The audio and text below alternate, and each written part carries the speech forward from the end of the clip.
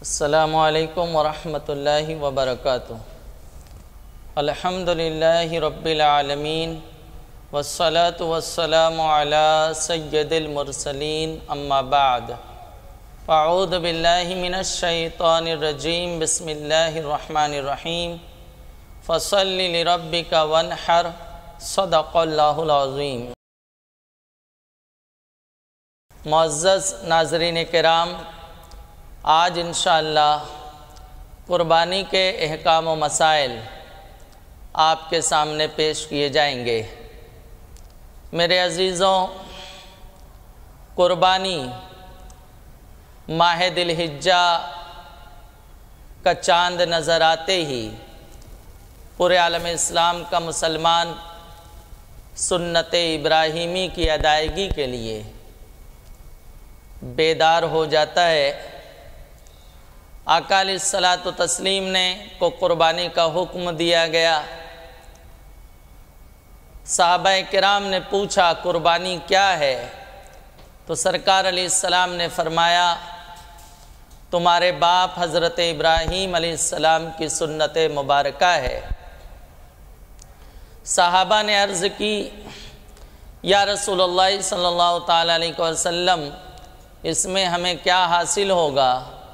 آقا علیہ السلام نے ارشاد فرمایا ہر بال کے بدلے نیکی ہے۔ صحابہ کرام نے عرض کی اون کے لیے کیا حکم ہے؟ تو سرکار علیہ السلام نے ارشاد فرمایا اون کے بھی ہر بال پر نیکی حاصل ہوگی۔ حضور علیہ السلام ارشاد فرماتے ہیں جو مال 10ویں ذی الحجہ کو قربانی میں خرچ کیا گیا، اس مال سے زیادہ کوئی مال اللہ کو محبوب نہیں، وہ مال بھی اللہ کو پیارا ہے۔ آقا علیہ السلام نے جن پر قربانی واجب ہو اور وہ قربانی نہ کریں تو ان سے شدید ناراضگی کا اظہار فرمایا، اور حدیث شریف میں آیا آقا علیہ السلام نے ارشاد فرمایا جس پر کو جو قربانی کی استطاعت رکھتا ہو اور قربانی نہ کرے، اسے چاہیے کہ وہ ہماری عیدگاہ نہ آئے، یعنی نماز کے لیے نہ آئے۔ میرے عزیزوں، اب آئیے قربانی کے کچھ فقہی مسائل آپ کے سامنے پیش کیے جاتے ہیں۔ قربانی کی بنیادی طور پر چند قسمیں ہیں۔ پہلی قسم قربانی امیر پر بھی واجب ہو اور غریب پر بھی واجب ہو۔ دوسری قسم فقیر پر تو واجب ہو لیکن امیر پر واجب نہ ہو۔ تیسری قسم صرف امیر پر واجب ہو اور فقیر پر واجب نہ ہو۔ پہلی قسم امیر اور فقیر دونوں پر واجب ہو، یعنی اگر کسی نے نذر مانی، منت مانی کہ میرا یہ کام ہو جائے گا تو میں اس بکری کی یا ایک جانور اللہ کی راہ میں قربان کروں گا، ذبح کروں گا، تو اس کام کی تکمیل کے بعد اسے قربانی کے ایام میں یعنی 10ویں، 11ویں، 12ویں ذی الحجہ اس میں اسے اپنی منت پوری کرنے کا حکم ہے، اور یہ قربانی اس پر واجب ہے۔ اور یہ قربانی جو نذر مانے گا اس پر واجب ہوگی۔ امیر نے نذر مانی تو امیر پر واجب ہوگی، فقیر نے نذر مانی تو فقیر پر بھی یہ قربانی واجب ہو جائے گی۔ دوسرا، فقیر پر واجب ہو، امیر پر واجب نہ ہو۔ فقیر نے قربانی کی نیت سے جانور خریدا تو جانور خریدنے کے سبب سے فقیر پر اس جانور کی قربانی واجب ہو جاتی ہے۔ امیر خریدنے کے سبب سے امیر پر قربانی واجب نہیں ہوتی، بلکہ امیر پر تو شریعت نے قربانی کو واجب رکھا ہی ہے، لیکن فقیر پر قربانی واجب نہیں ہے۔ لیکن اگر اس نے قربانی کی نیت سے ایک جانور خرید لیا تو اب اس جانور کی قربانی فقیر کے ذمے واجب ہو گئی۔ تیسری قسم امیر پر واجب ہے، یعنی امیر پر جو 10ویں ذی الحجہ کی قربانی ہے وہ مستطیع حضرات پر، مالک نصاب پر شریعت نے واجب رکھی ہے، یہ قربانی فقیر پر واجب نہیں ہے۔ تو یہ قربانی کی 3 قسمیں تھیں۔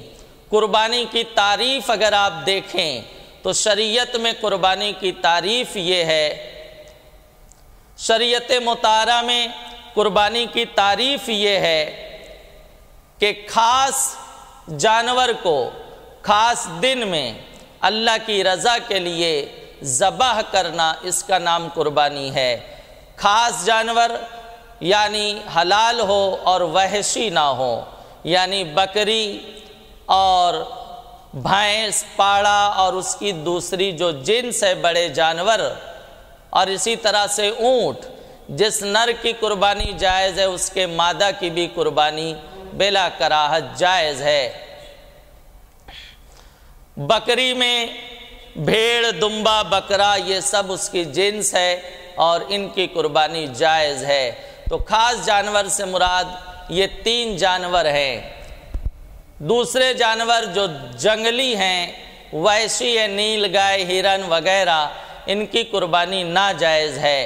خاص دن 10ویں ذی الحجہ سے 12ویں کے غروب آفتاب تک، شہر میں 10ویں ذی الحجہ کو نماز عید کے بعد قربانی کا وقت شروع ہوگا اور 12ویں کے غروب تک قربانی کا وقت شہر میں پایا جائے گا۔ دیہات میں قربانی کا وقت 10ویں ذی الحجہ کو صبح صادق سے شروع ہو جاتا ہے، لیکن بہتر یہ کہ نماز فجر کے بعد ہو اور 12ویں کے غروب تک دیہات میں بھی قربانی کا وقت رہتا ہے۔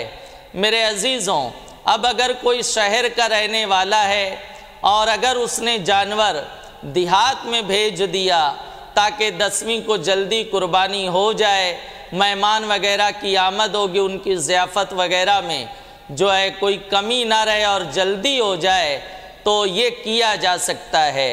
اسی طرح سے دیہات کا رہنے والا، اس کا جانور اگر شہر میں ہے تو اس کی قربانی نماز عید کے بعد ہی ہو سکتی ہے۔ یہ جو فرمایا شہر میں نماز عید کے بعد قربانی کا وقت ہے، تو نماز عید سے مراد ایسا نہیں ہے کہ ہر محلے کی مسجد میں نماز عید ہو جائے، بلکہ کسی جگہ عیدگاہ میں یا کسی بھی مسجد میں شریعت و سنت کے مطابق عید کی نماز ہو گئی تو اس شہر میں قربانی کا وقت پایا گیا۔ اب اگرچہ جس کی طرف سے قربانی کی گئی، جانور ذبح کیا گیا، اس نے نماز عید ابھی نہیں پڑھی ہے، پھر بھی بہرحال قربانی ہو جائے گی، اس میں کوئی کراہت نہیں ہوگی۔ میرے پیارے آقا علیہ الصلاۃ والتسلیم کے پیارے دیوانوں، اب آئیے قربانی یہ کس پر واجب ہے؟ تو قربانی مسلمان، عاقل، بالغ، مقیم، مالک نصاب، آزاد پر قربانی واجب ہے۔